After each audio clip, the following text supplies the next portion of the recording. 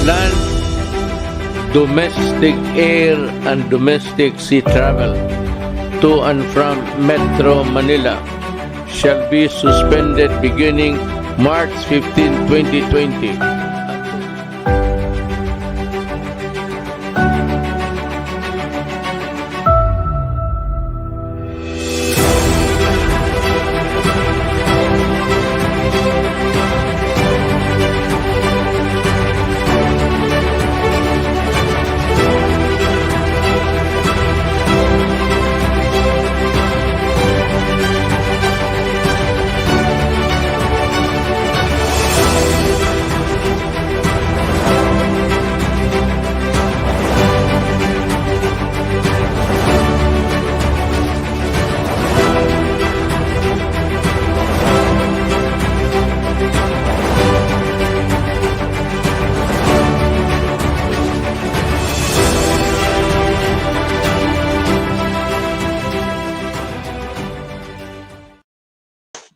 Good evening, everyone, and welcome to the 12th episode of Supreme TV, Confessions of a Business Owner. So my name is Janae Rabe, and I'm the founder and CEO of Aja Deliveries. We are a delivery concierge service, and of course, your resident host every Wednesday night in Supreme TV. So every Wednesday night, here in Supreme TV, what we do is we feature different businesses and we open up their hearts. So binubuksan natin ang mga puso ng mga business owners to find out what are their struggles, heartaches in running a business, of course, their challenges, and more importantly, their successes and their accomplishments. So our show is an avenue for business owners and of course, also the aspiring business owners to exchange ideas and learn best practices and tips, which you can all apply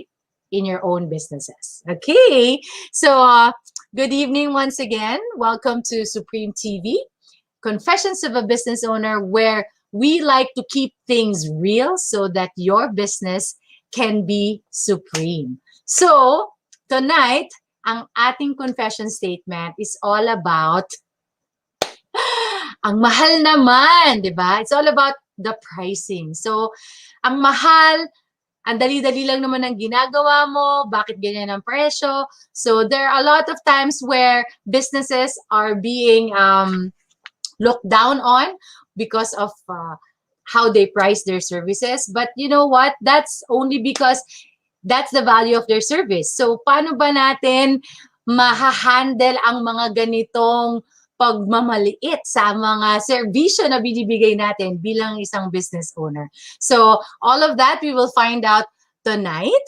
So it's gonna be an exciting discussion. But before that, before we introduce our our guests, we want, of course, to present to you the business hacks portion. So this is the part of the show where we share to you some business core values that, of course, will be very practical and super helpful for your business. So for tonight, our resident business hacks guy. So happy to have you on board, Mr. John Panlilio. Okay, so good evening, Janae. So thank you for having me here. And so today is I want to share to you a very important aspect about sales. And ako, I believe that all of us wants to have predictability in our sales. Of course, hindi siya pwedeng pachamba-chamba. And you know what? We can make it a science. How? By knowing your numbers and managing your ratio. That's what I will talk about tonight. There's a saying that by Kuntala Devi, everything around you is mathematics.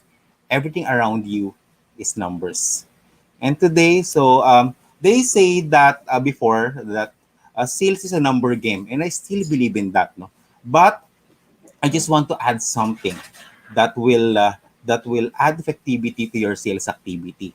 So there's a formula. Okay, the formula is sales success equals quality plus quantity. Okay, so again, sales success is about quality plus quantity. Quality means is what you put into the pipe. No? Kasi that even though you're very active, you're recalling 50 calls, 100 calls a day, but if you are not hitting the target market, so it means wala din. No? So it means sayang lang yung pagod mo. So that's why before you hit your numbers, first of all, you have to know who is your target market. And through that, when you know your target market and start hitting your numbers. So that's why you have to make it your funnel, not only the quantity, but you have to make it quality. And number two is let's go with the quantity. Okay. So siguro baligtad naman. No? So siguro sinasabi natin na ako quality yung mga leads na ng mga kino-call ko, ng mga network ko. Pero no kung wala ka namang talagang numbers na hinihit on a daily basis, same thing, hindi mo rin mamimit yung iyong sales target. Because quantity goes hand in hand with quality. No? So siguro parang ang lagay sa example, no? Kung mangingisda ka, di ba? So gusto mo malalaki yung nauhuli mo, gusto mo madami yung nauhuli mo. No? So it means, so yun siya. No? So sabihin, quality and quantity goes hand in hand. And that's the science of sales success. You know what? Yung mga elites, hindi na to kakaiba sa kanila because elite athletes know their numbers. No? And yung mga swimmers, if you will read about them, so they know their numbers. So they know the time, no, kung paano nilang nagagawa, no, yung kanilang mga regular na nagagawa, and they do it on a regular basis. That's how elite athletes, they know their numbers. Pero ang tanong ko sa iyo is, do you want to become an elite sales no, in your field? Then if you want to become elite sales in your field, no, so it means you have to imitate what the elite athletes do. You have to know your numbers. And that's why we should imitate them. Okay, so I just like to share to you also about this formula is efficiency plus effectiveness equals performance. So it means that efficiency is about doing things right. No? Parang ito yung mga ginagawa mo, ito yung mga callings, ito yung mga social media marketing. So ito yon. No? So but sinabi dito is efficiency dapat, habang ginagawa mo yung isang bagay, you also have to measure if it is effective. No? So hindi sapat na ginagawa mo lang yung isang bagay. Dapat effective din siya. So how do you know if it is effective? It yield result. So para the good thing is pagka pinagsama mo yung efficiency, you're doing things right, and effectiveness is you're getting the right results, and eventually the output will be a great performance which you and we all decide about. You cannot be delusional and successful at the same time. So I heard this quotation before that hope is not a strategy. Although we start from hope, we start with positive attitude, but after that, we have to know our numbers. We have to be specific in what we are doing. So because If you're just focusing on hope and not knowing your numbers, it is not complete. It should go hand in hand. So before I end this talk, I just like to share the quotation that reality is the realm of superstars. So hopefully you learn something from talk tonight. So thank you and God bless.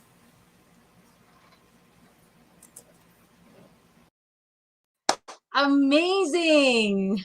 So guys, that was so helpful. A little bit of mathematics, okay, on a Wednesday night, but it's also very practical. So thank you so much for that. And now we want to go to the main highlight of our show. So we have these two wonderful business owners who have, of course, successfully managed their businesses even during this time. So please welcome our first guest, Mr. Alvin Santana. Hello everyone, good evening. Yes, my name is Alvin Santana. I'm the managing partner of Simply Accounting PH. So it's an accounting firm based in Quezon City. Thank you, Junae, for having me. Thank you. Okay, let's go. Our next guest, Mr. Chris Ryan Zara.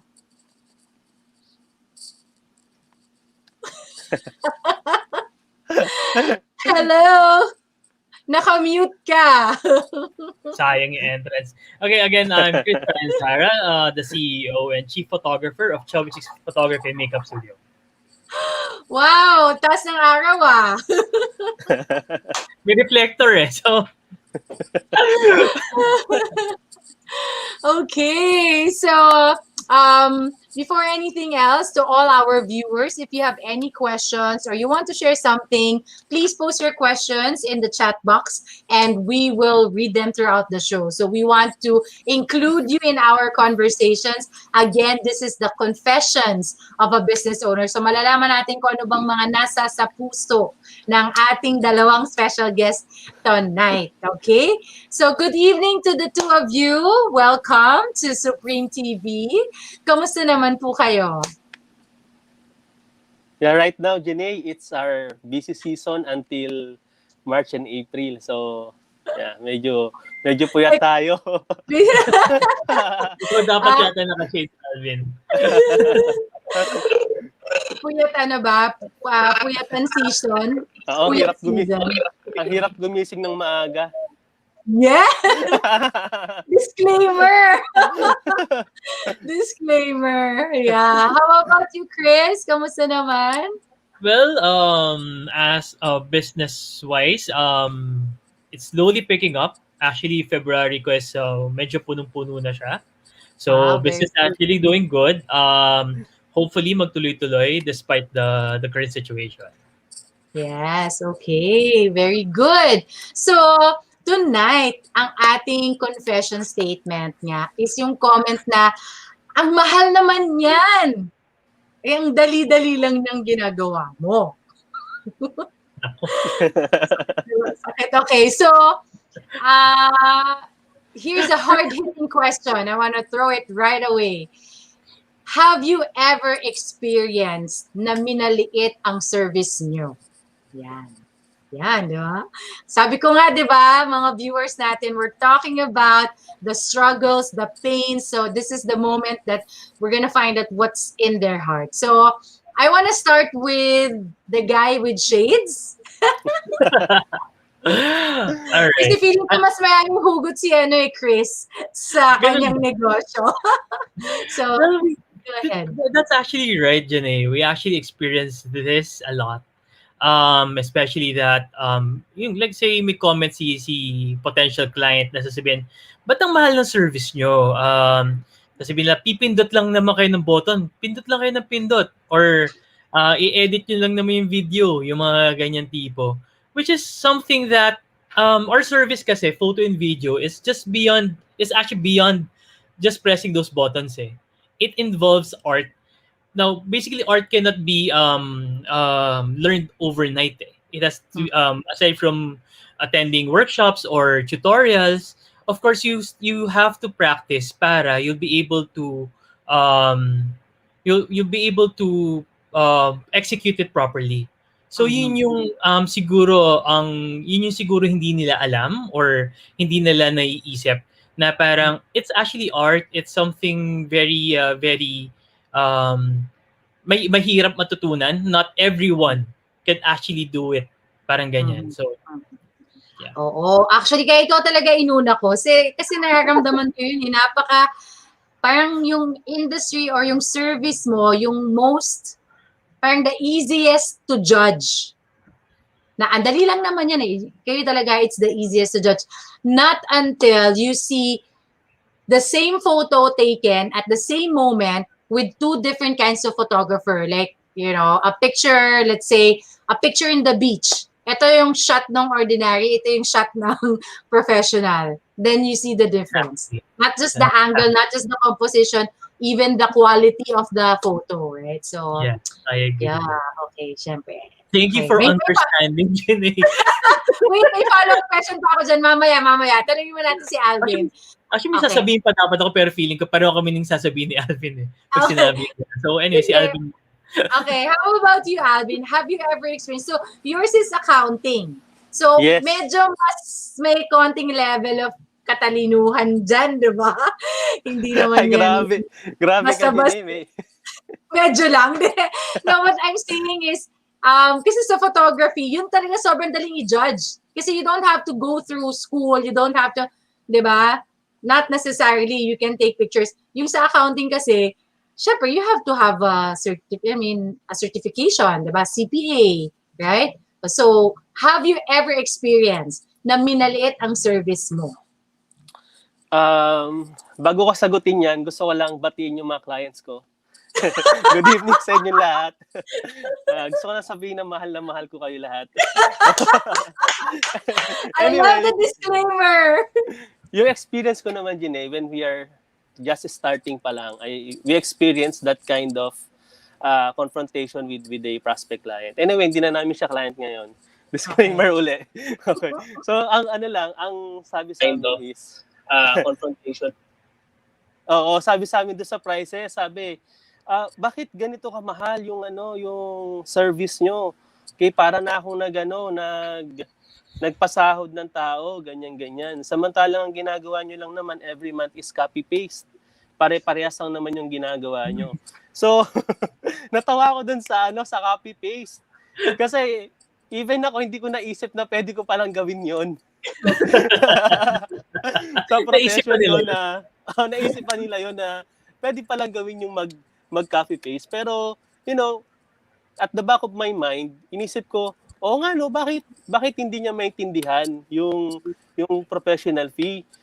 Sa isip ko, parang gusto ko na siyang sagutin na copy-paste lang pala ikaw na lang gumawa. pero siyempre, hindi ko yun sinabi, Gine. Siyempre, out of my respect. Kasi yung mga tao, kaya sila nagsasabi ng ganun, maybe may mga past experience sila na naranasan nila, nakita nila yung ginagawa ng accountant na madali lang or hindi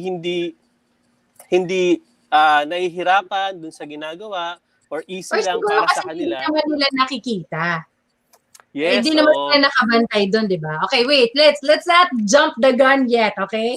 Because I want to dig deeper into this. So, I want to find out what is the worst ever na na-experience nyo in terms of this. Siyempre si Christmas may hugot. What is the worst? Like yung parang tipong sa isip mo lang na, bakit ka pa tumawag sa akin? Sana hindi ka na lang tumawag. Ganon. Yan. Have you ever... Well, yeah, based on your question, actually na-mention ko siya earlier. Yun nga yung parang, totoo yan eh, yung sinabi ko, pipindot ka lang naman. Ayun. Okay, what kind of client was this? Was this a personal event, professional? What kind of event was this? Yeah, it's actually a personal event. It's actually a wedding. It's an wedding. It's actually an inquiry during a wedding expo. So parang okay. So umikot na siya. So ang story doon is umikot na siya sa wedding expo tapos napunta sa amin. Tapos kinompare niya yung services nung kabilang booth sa services namin. Sabi ko, we cannot give that kind of price kasi sobrang baba talaga. Mhm. As Mhm. in, I don't, to be honest, I don't know kung saan niya huhugutin yung papasweldo sa tao mula doon sa Mhm. price na binigay niya. So sabi ko, here's what I can do. Based on your services na gusto mo, I'd list down kung magkano ito sa amin, yung total, then compare it na lang. So sabi niya, Mhm. ba't ang mahal sa inyo? Pipindot lang na kayong buttons. Right. Itatayo lang naman kayo dun, di ba? I-record nyo lang yan, i-edit nyo lang yan, ba ganyan. So Mhm. sabi ko na lang, well, iba-iba kasi yung investment namin. Saka iba-iba rin naman. Kung makikita mo yung result, I'm sure makikita mo yung difference between their results or their product do sa product namin. So ginano ko na lang nicely. So sabi ko, ma'am, if you think na makakatipid kayo sa kanila, 'di ba? Why not doon na lang? Okay lang din naman. So, Right. yun. Yeah. Okay. So, I guess that's one in of parang mangilan-ngilan lang yung talagang malakas ng dalawa. Dalawa. Oh, Nagulat ako. Magkasunod sila. Hindi ko ako magkasunod magkamag-anak, pa pero sila. Baka magkasunod naman sila. magkaibigan sila.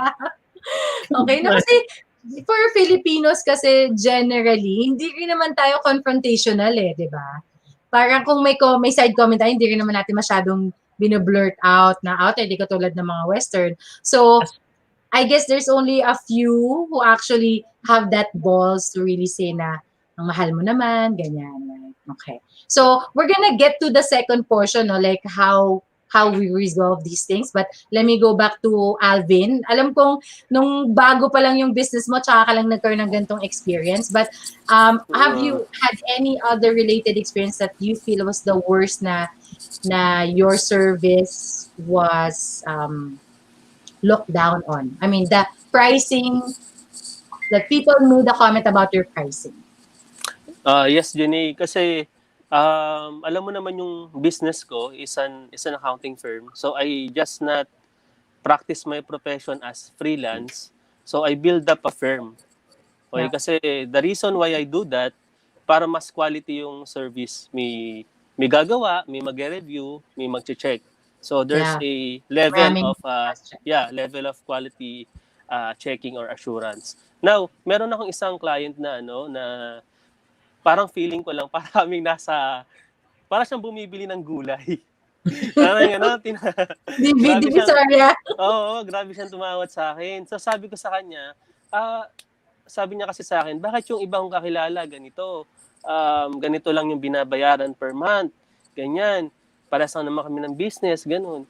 Sabi ko sa kanya, pwede naman po kayong itry niyo po yung service nila. Tapos kung di po kayo satisfied, tsaka po kayo pumunta sa akin. Tapos ang sabi niya, hindi, gusto ko sa iyo eh.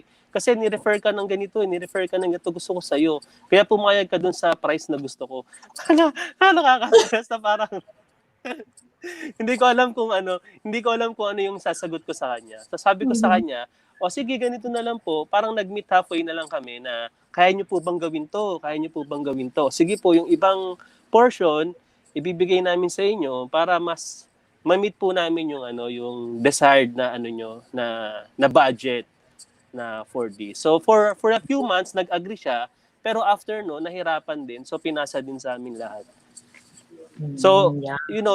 they have to experience din yung the process of tax filing, keeping your records, bookkeeping for them to realize. Kasi first time business owner din. So, we understand naman na, you have to learn how to do things muna. Right. Yeah. Okay. So, now let's go to so we've heard the pain points of this. Uhugot din ba ako? Hindi na ako uhugot.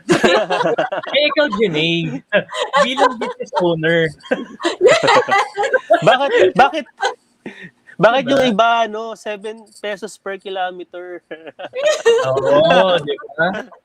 I'm Ano sure ba as a yan? business owner, may ganyan ka rin. So, can Yes. you also share? Chris Ryan, Zara, hindi po kayo yung host. But okay, sige, let me indulge. But it is true. There are people, actually a lot, for me, a lot pa. Kasi like yung kay Chris Ryan Zara, buong buo no? may art pa dun eh. May art, di ba? Yung sa akin kasi delivery business. So, even more, parang lalong nag-lower down. Parang lalong parang judge talaga yung mga riders ko na parang, nag-deliver lang naman yan, di ba? Parang, hindi naman kailangan yun ng katalinuhan or whatever, right? So, we really are judged for our pricing. But, I guess for my service, for our delivery service, we want to focus on the word concierge. Because a concierge is a person who solves the situation. So like our riders come there to solve a situation in your business. So hindi lang siya yung nag-deliver lang. Yeah, so that's why. Yeah, ang ganda naman ang tanang. Thank you to my co-host, Mr. Dara.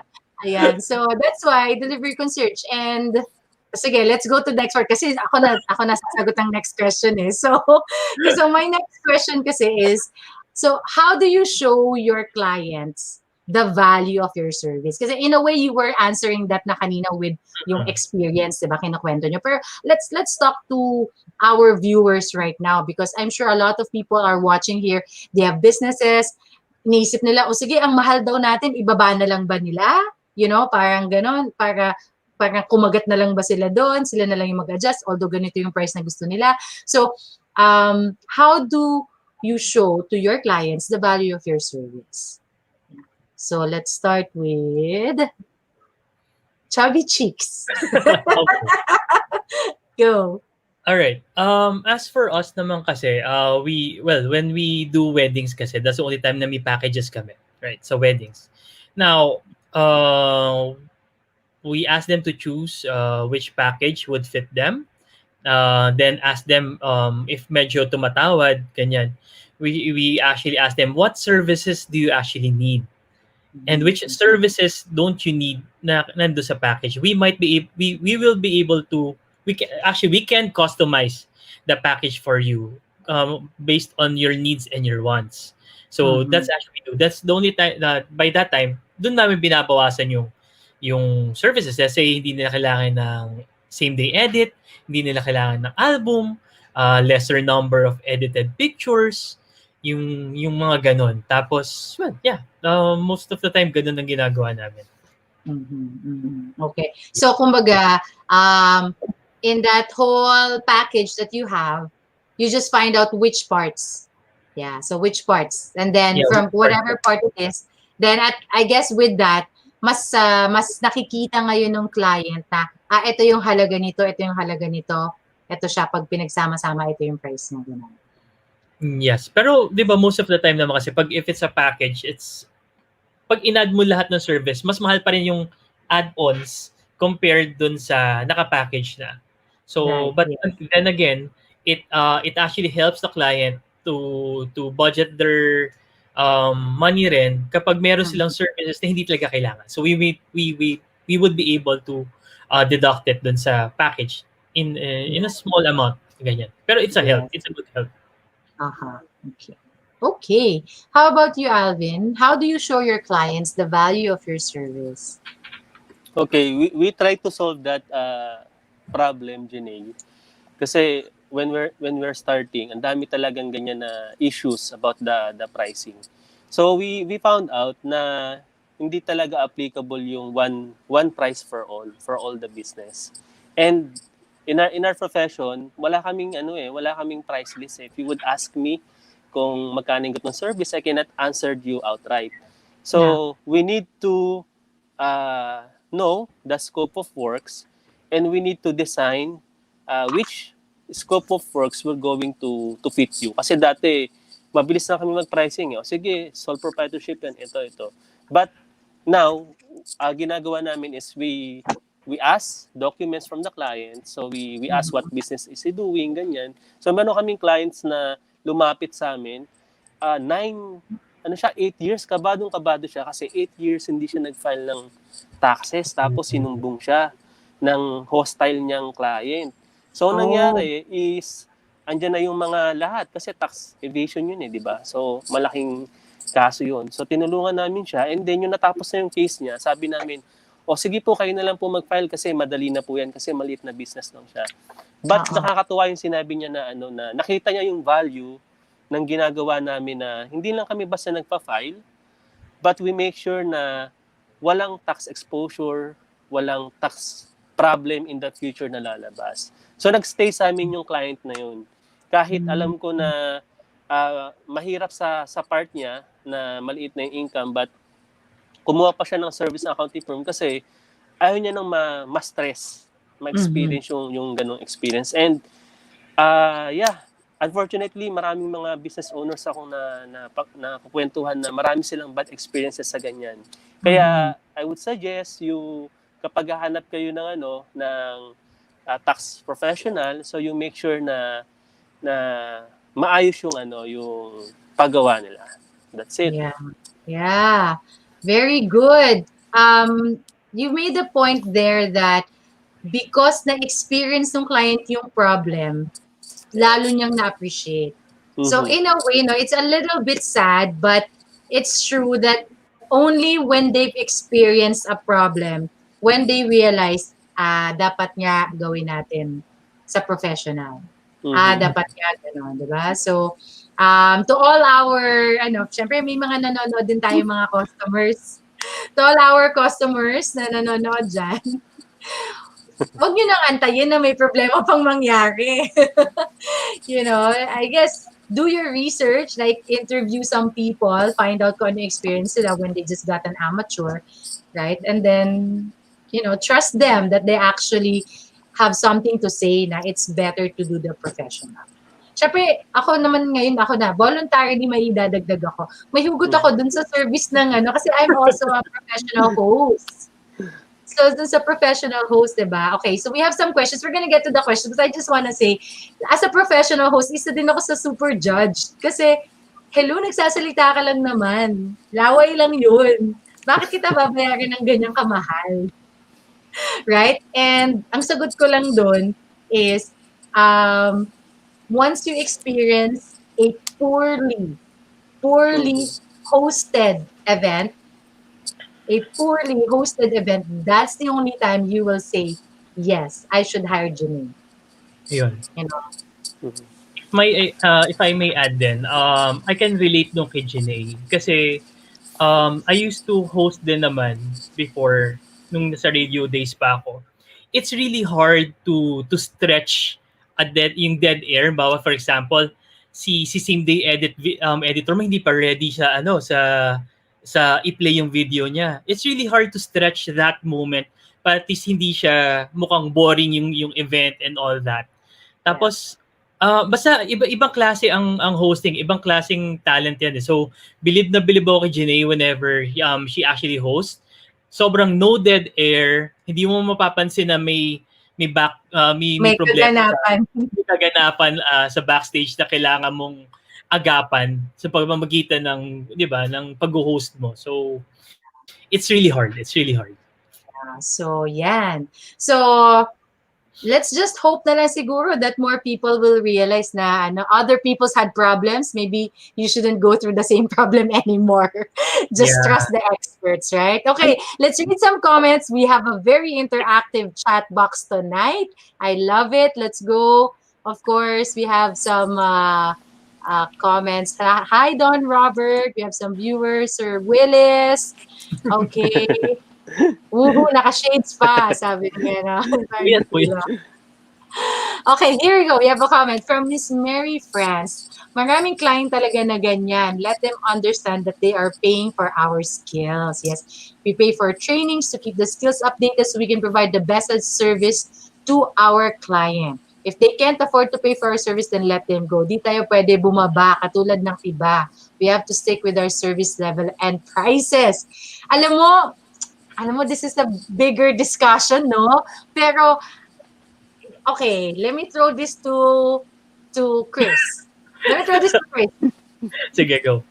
Gusto ko yung word na we have to stick with our service level and prices.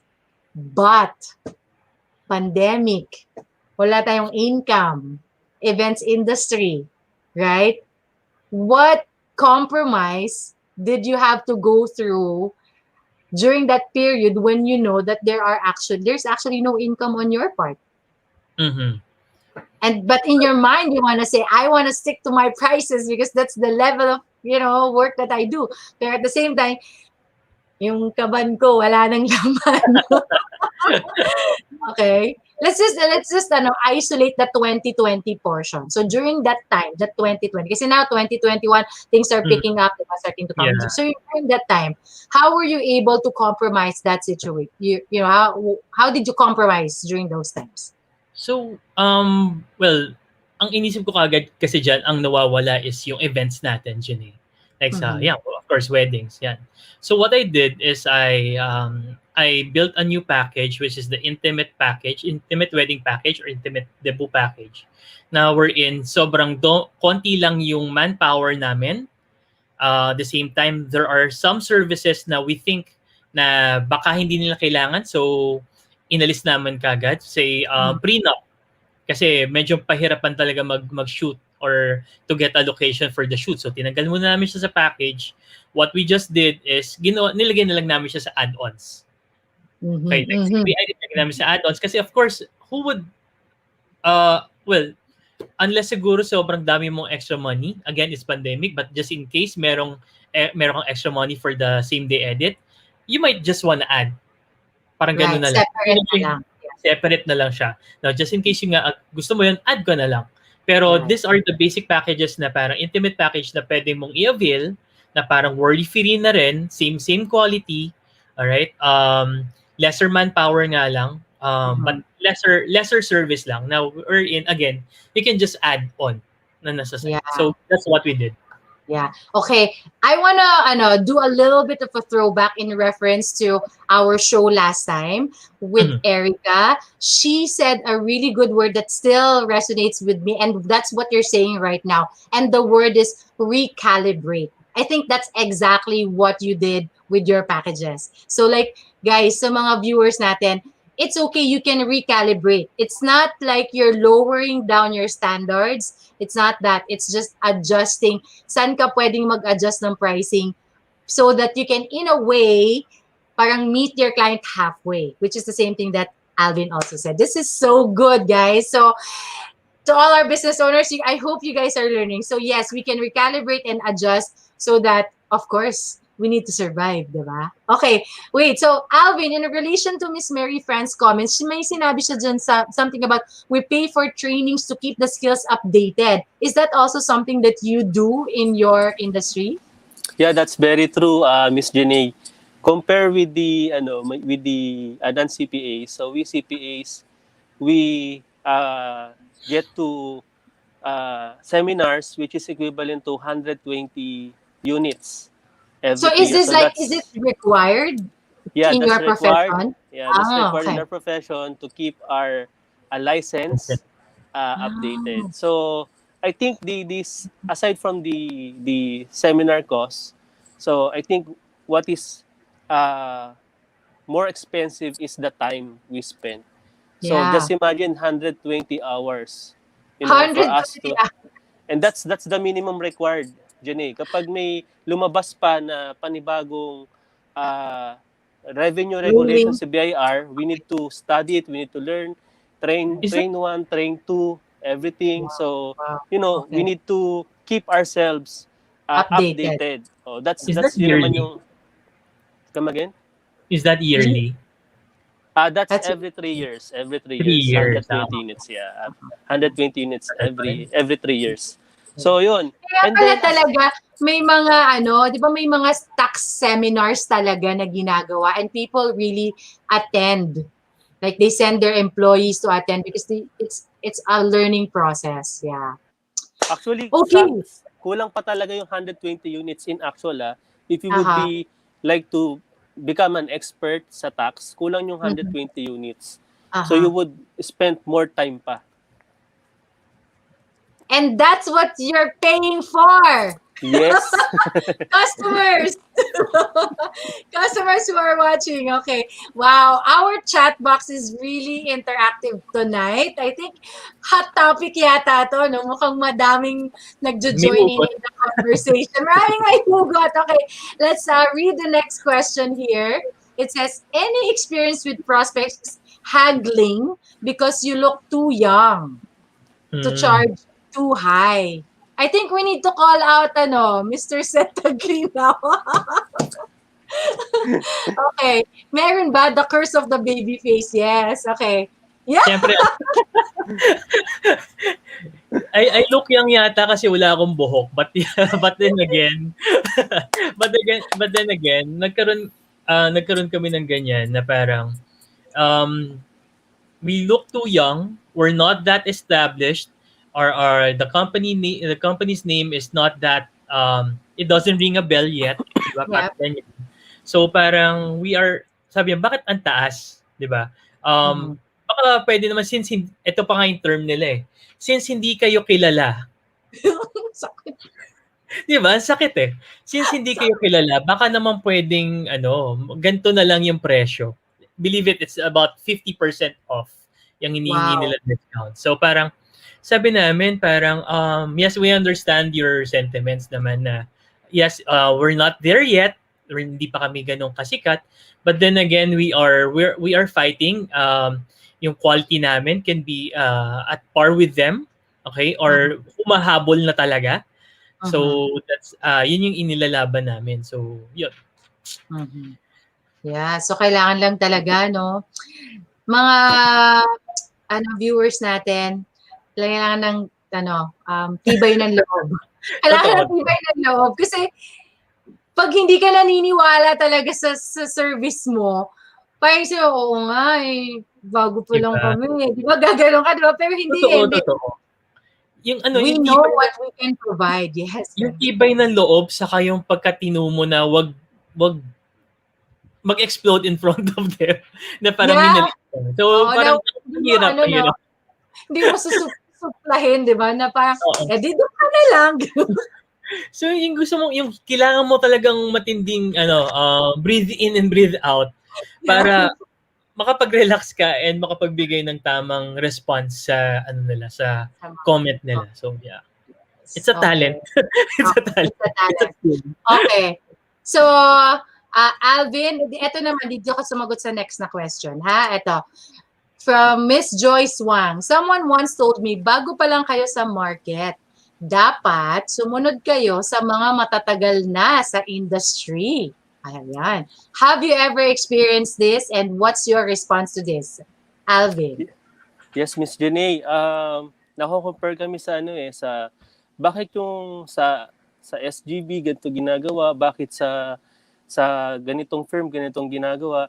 So parang ang ginagawa namin is yung pangalan pa lang namin come to think of it, pangalan namin is Simply Accounting PH. Alright?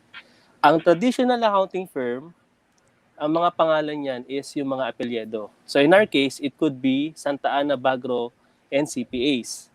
And co, di ba? Yun dapat na pangalan. Pero iba yung vision ko kasi sa accounting firm. So we invest on branding instead of putting our name or our names in our firm. So we choose to brand it as a Simply Accounting PH. So doon pa lang sa pangalan namin, una, hindi kami napagkakamalan na accounting firm kasi akala nila sa IT company kami or nagbebenta lang kami ng accounting system. Kasi, we wanted to alisin yung traditional mindset kapag sinasabi na accounting firm. Na accounting firm is very mahal maningil. Accounting firm is ang hirap dapat lahat wala tayong pwedeng itago sa kanila, ganyan. O kaya, mas mapapamahal tayo pag kumuha ng accounting firm, mas lalaki yung business expenses natin. So, gusto naming alisin sila sa ganong mindset na, kapag kumuha ka ng mga professionals, mas liliit yung business expenses mo Kasi interest, mga taxes, mga ganyan mawala. So, lahat na experience ko na tinatanong ako, ba't Simply Accounting PH ang pinangalan nyo? Bakit hindi SGV, di ba? Ba't hindi initials ng mga pangalan nyo? So, I think it's, I'm happy na somehow we're making, we're starting a change sa industry namin.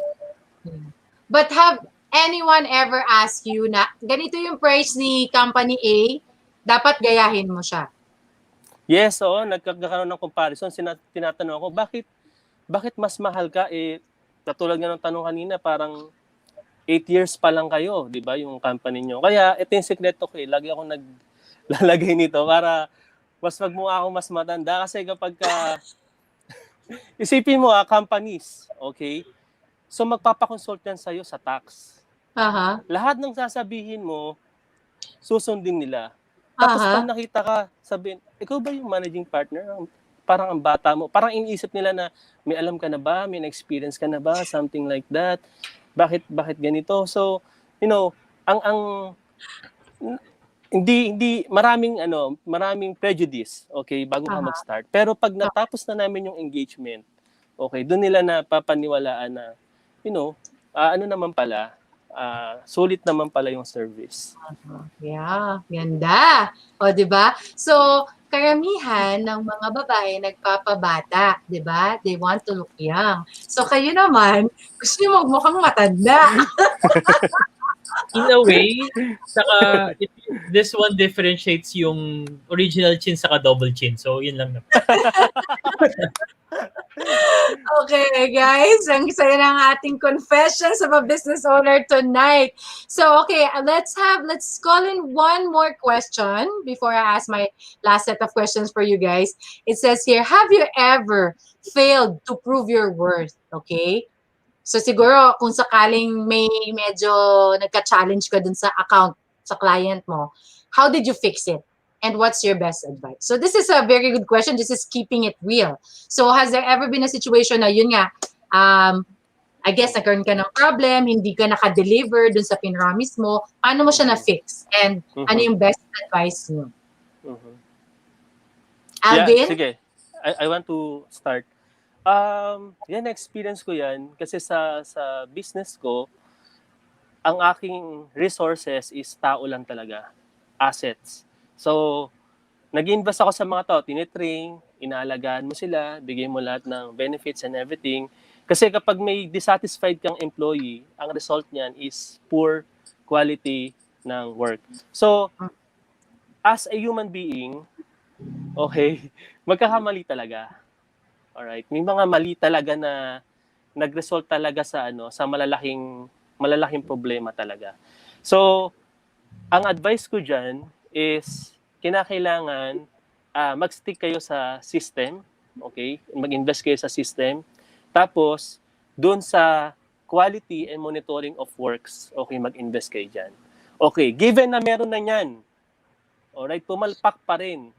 Okay, malaki pa rin. So, ang advice lang dyan is you take the full responsibility of a problem. So as a business owner, okay, wag mong sisisihin yung employee mo. Never do that in front of the customer, but you would take the full responsibility ng nangyari and you would commit to your client na in spite of what had happened, i-deliver mo pa rin yung service.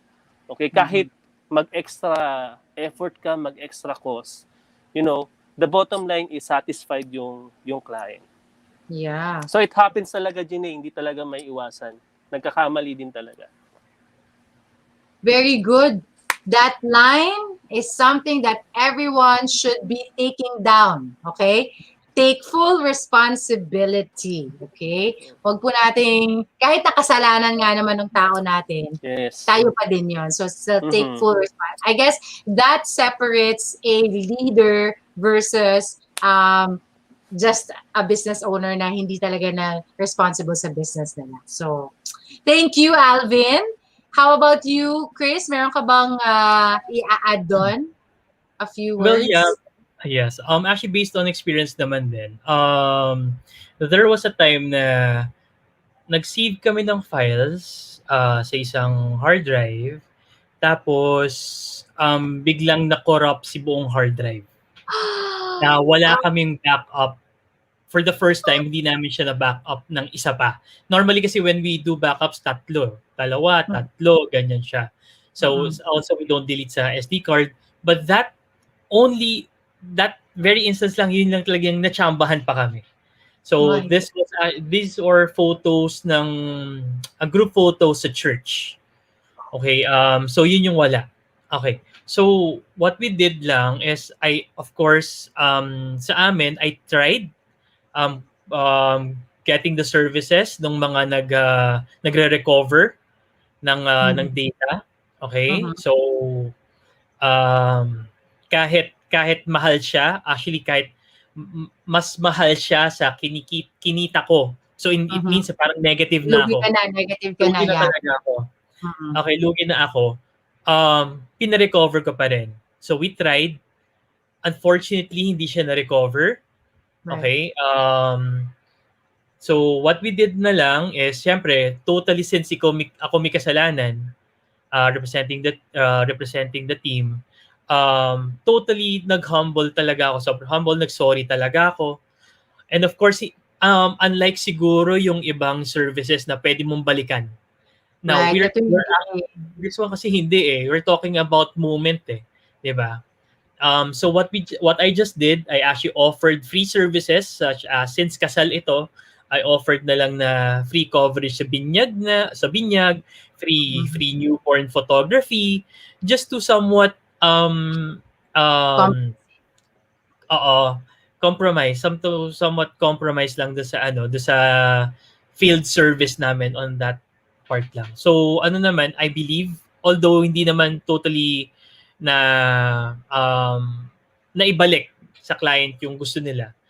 In a way, medyo gumaan yung loob nila na at least, 'di ba, na ano nila na well, sila Chubby Cheeks, ano pala, at least hindi na lang nila in-snub or hindi lang nila in-ignore yung messages namin. yeah. Ito sila, nagpa-follow up pa. Oh, buntis ka na ba, ma'am? Gusto mo picturean na natin yan? Seryoso, I did that. I did that. Oo. Tinawagan Oo. ko or minessage ko siya. Sabi ko, ma'am, kamusta kayo? Pregnant na ba kayo? If you are, let me know. If you're about 8 months pregnant, we can do the prenatal shoot. Then pag nanganak, we can do the newborn, we can do the baptism for free. Mhm. So, yun lang. It's ano yun, kumbaga parang don't wait sa akin lang, since ako may kasalanan, I won't wait for the customer to remind me or the client to remind me, uy, may utang kayo sa amin. Yeah. What I do is, ma'am, may utang pa ako sa inyo. Parang Mhm. ganyan. So, parang yun, that little way I believe na mas na-appreciate nila na Right. hindi namin sila tinatakasan. Yes. Words of wisdom, guys. Okay, that will really go a long way. So, okay, we have one last question here and totoo na talaga. Grabe, dami nating questions. Pwede bang next year natin ito sagutin? Hindi, maganda tong tanong na to. Okay, so let's just answer this quickly. So thank you for the meaningful and true to life sharings, Alvin and Chris. Truly, we can never please everyone. That's true. So my question is, what is your best value proposition that a client can ever have that he can never have with any other companies? Yeah. Oh, so, kumbaga, what's your point of difference? Ayun. Sige, Alvin, you wanna go first or Ikaw na, Chris. Go. ako na? Okay. So what I do, we always beat the deadline. All right. Yun nga katulad na sabi ko sa iba, like our difference is that we leave a balance dun sa package, sa whole package, say about 30% balance. Then once you're able to deliver yung services within the promised period, that's the only time that they will pay for that balance. Na if hindi namin ma-deliver yon, sa kanila na yung balance na yun. So that's Oh, our promise. So ganun okay. siya. Yes. Yeah, that's very good. Not a lot of people offer that. Yeah. Kasi kadalasan yan, on the day na nag-shoot, babayaran na, mayroon pang output afterwards eh, di ba? So, that's good. Nakakalimutan na yung iba eh. Kasi once na Yes. hawak ng pera, ay wala na to. Ako, Yung iba madaming nakalimutan mga na. horror stories na ganyan. Diba? Actually, that's why we Diba? came up with this kind of scheme. Kasi nga, we want to be different. We want to be of service, of course, still to our customers. We want to be fair. Basically, we want to Yes. be fair. Win-win talaga siya. Win-win. Yes, Yeah. yes. Okay. All right. How about you, Alvin? What is your best value proposition? Well, in our case, in our profession, you cannot say that you're the best. But what we do is when we get a client, right? Halimbawa, nag-sign na tayo ng contract. So, we check the health of the business in terms of Mhm. tax compliance. For example, nag-start kami ngayon, January. So, we will not only look at the period na nasa contract namin, but we will also ask the permission of the client if we can check his previous year's compliances. Why? Kasi si BIR, meron siyang, kaya niyang i-assess pa yung 3 years. Okay, na Back. nakalipas. Yeah, 3 Okay. years back. And pag may letter na dumating kay client, syempre sa amin na yon babagsak and then huli ng lahat. Okay. So we do that okay to the client, para magkaroon siya ng pag may problems, maayos na natin ahead. So Mhm. we do our service proactive. So hindi kami natutuwa kapag may mga problems sa BIR. So ang satisfaction namin as an accounting firm is fully complied si client. So as of now naman, our clients are very happy with it. Mhm. Okay, na in spite of ngayon lang nila kami kinuha, they've able to fix all of their previous years na problems sa BIR. Wow. Ganda. Going the extra mile, guys. Going the Yes. extra mile. Yan. Okay. So, I know that both of you are part of a networking organization. So, can you tell me what are the benefits? Are there benefits of being part of the networking organization with the kind of business that you have? And if there are benefits, how did it benefit your business? Chris? Okay, there's a lot of benefits. Okay, so basically, I'm actually a member of BNI. Actually a member of Rotary. So basically, of course, basically sa marketing natin, we do, of course, we do our own marketing.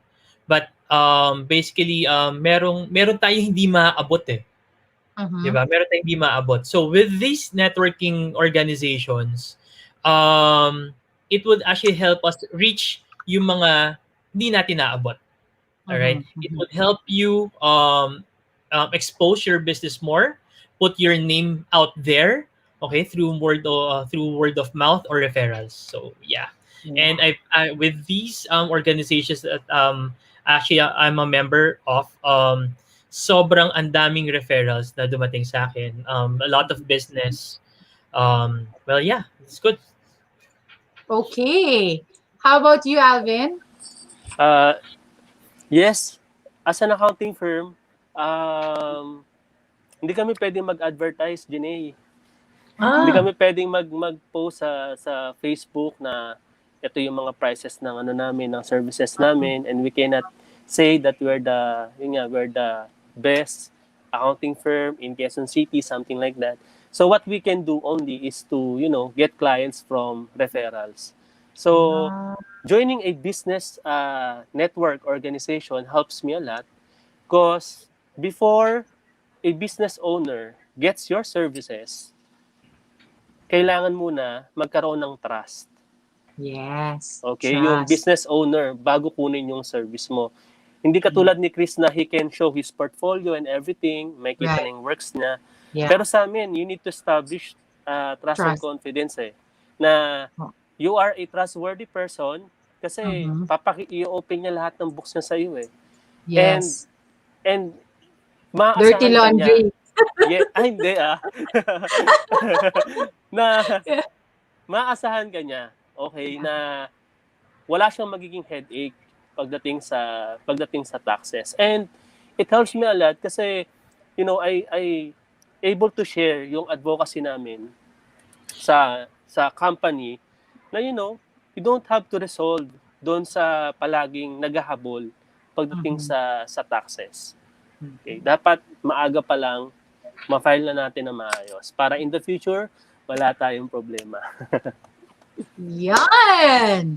I'm sure you guys have more questions to our guests, or maybe you want to do business with them. Of course, you can connect with them by sending us a message over at our Facebook page. So that's Supreme. Just click on our Facebook page. And don't forget to like it and subscribe to our YouTube channel as well. So if you have any topics to discuss or you want your business to be featured, all right, please comment down below as well. So now I want to invite everyone that if you want to meet or surround yourselves with more positive and supportive business owners, just like Chris and Alvin, we can invite you to our Wednesday morning meetings via Zoom. So again, just send us a message in our Facebook. Okay, thank you so much, Chris and Alvin. I hope that you enjoyed this. Now we've come to the last portion. Wait, saglit muna. Did you enjoy this?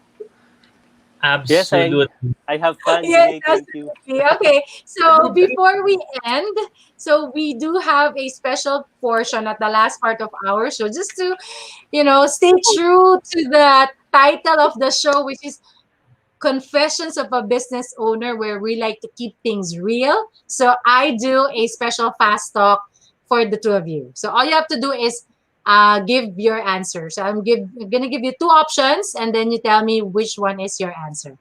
Okay? All right. Pagkakan truth or dare. Okay, so fast talk. Okay, answer as quickly as you can. All right, here are your questions. Text or call? Call. Call. Wow. Okay. Free coffee or free Wi-Fi? Free Free Wi-Fi. Wi-Fi.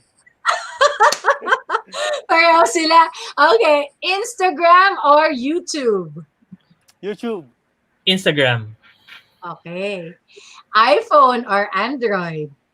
iPhone. iPhone. Okay. PlayStation or Xbox? PlayStation. PlayStation. 5. PS5. Patang 90s. Pareho kayo ba? Okay. Tablet or computer? Computer.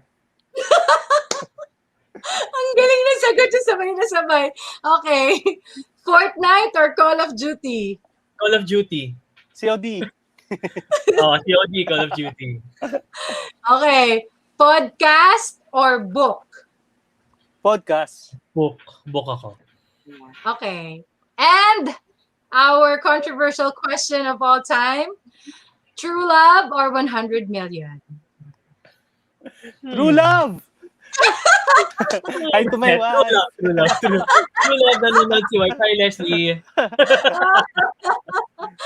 Okay, so again, my name is Janae Rabbit. Thank you for watching Thank you for watching Supreme TV Confessions of a Business Owner, where we like to keep things real so your business can be supreme. Thank you, and we invite you to watch all our past episodes, guys. Check us out on YouTube for all the videos. So thank you. We'll see you next week. Say bye, everyone. Good night. Bye. Night. Thank you.